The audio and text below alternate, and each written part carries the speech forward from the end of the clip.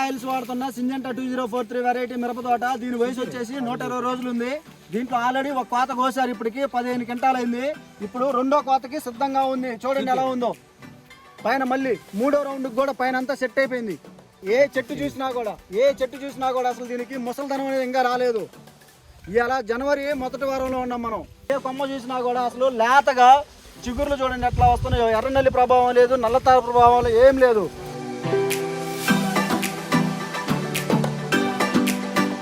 పక్కనే అదే గట్టు కెమికల్స్ తోటలో వాళ్ళు కూడా నిఖితా ఆయిల్స్ ఫస్ట్లో 2 రౌండ్లు ఆడారు, తర్వాత ఆపేశారు. ఇప్పుడు ఆ తోట పరిస్థితి ఎలా ఉందో చూడండి మీరు. మొత్తం అంతా బొబ్బర ముడత, కుచ్చు ముడత వచ్చేసి మొత్తం తోట అంతా పాడైపోయింది.